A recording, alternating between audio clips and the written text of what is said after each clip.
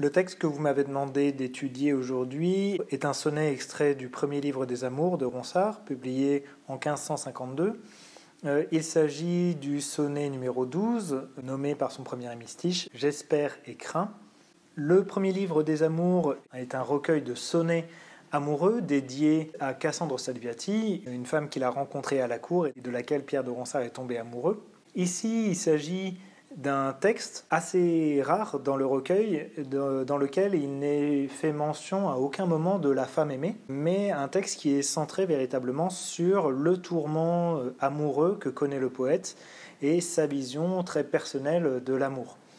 Cette vision personnelle est en même temps une vision qui est totalement héritée, puisque Ronsard, en tant que représentant du mouvement humaniste, est très fortement influencé d'une part par le mouvement renaissant et par la redécouverte des mythes antiques, mais aussi et surtout par l'humanisme latin qui est remonté par notamment la poésie italienne et Pétrarque en particulier. Ici donc, le sonnet se fait véritablement lyrique. Il s'agit moins d'une tentative de séduction que l'épanchement de l'amour malheureux du poète que je m'apprête à vous lire. J'espère et crains, je me tais et supplie. Or je suis glace et hors un feu chaud. J'admire tout et de rien ne me chaud. Je me délasse et puis je me relis. Rien ne me plaît sinon ce qui m'ennuie. Je suis vaillant et le cœur me défaut. J'ai l'espoir bas, j'ai le courage haut. Je dompte l'amour et si je le défie. Plus je me pique et plus je suis rétif. J'aime être libre et veux être captif. Mon mal prend fin et soudain recommence. Un Prométhée en passion je suis. J'ose, je veux, je souhaite et ne puis.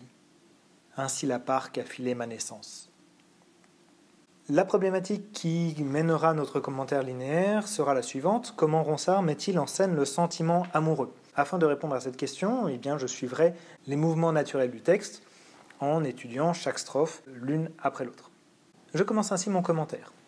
Le poème s'ouvre sur un vers qui met en opposition deux couples d'antithèses, espérer, craindre, et taire et supplier d'autre part.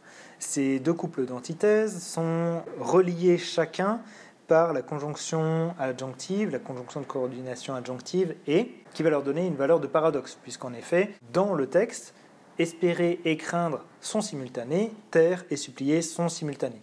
L'étude des lexiques permet aussi de voir que le verbe supplier fait référence au verbe espérer, puisque l'on supplie afin d'obtenir ce que l'on espère avoir, et ainsi donc on pourrait opposer, en plus des couples antithétiques, les couples suivants, espérer et supplier, craindre et se taire.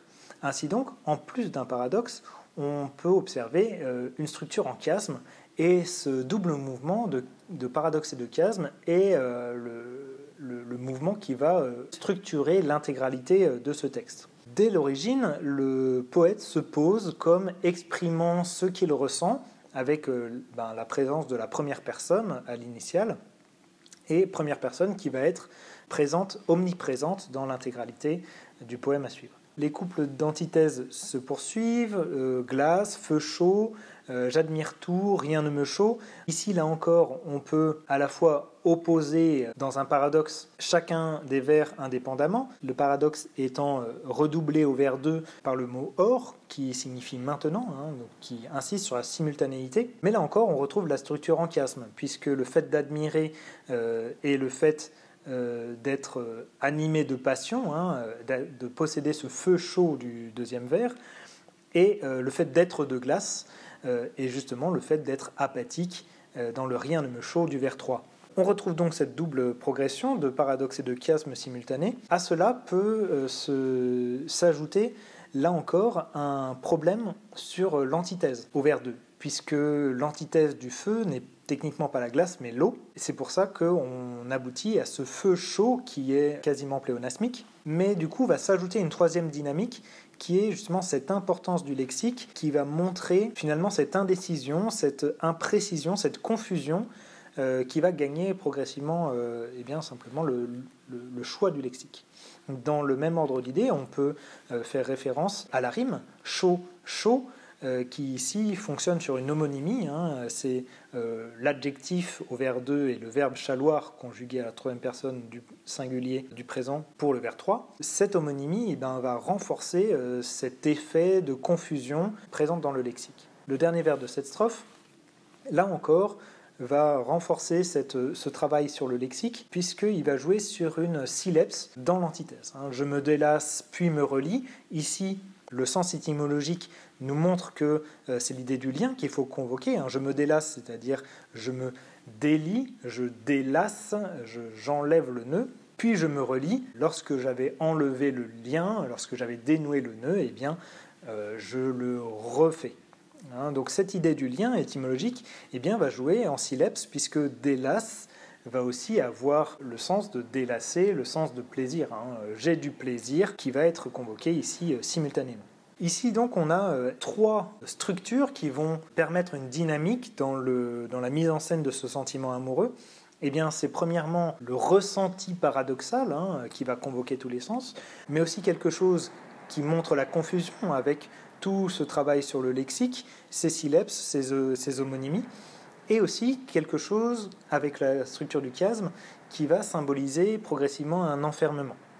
Je reviendrai là-dessus plus tard. Il serait intéressant aussi de rappeler que ces deux premiers vers sont quasiment des traductions d'un poème de Pétrarque que Ronsard connaît, qu'il fait sien à nouveau ici, le poème « Je ne trouve la paix et suis sans guerre à faire ». Donc le poème 134 du Canzoniere.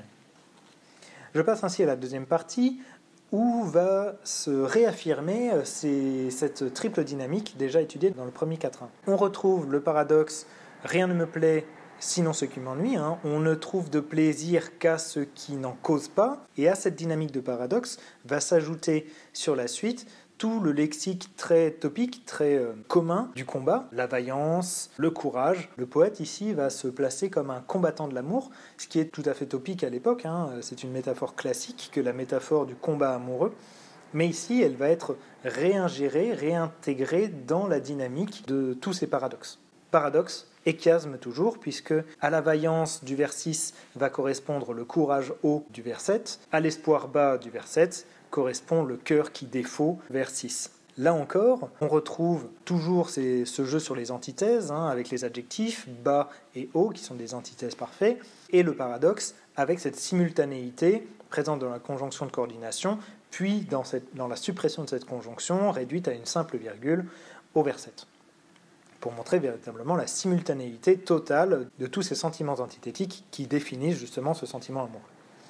Là encore, le jeu sur le vocabulaire qui entretient la confusion et les syllabes se poursuit avec le choix du mot cœur au vers 6 et du mot courage au vers 7 qui ont exactement la même étymologie et qui, au 16e, sont quasiment interchangeables. Le cœur a sens de courage, le courage a sens de cœur, et ici, du coup, la confusion continue de s'entretenir.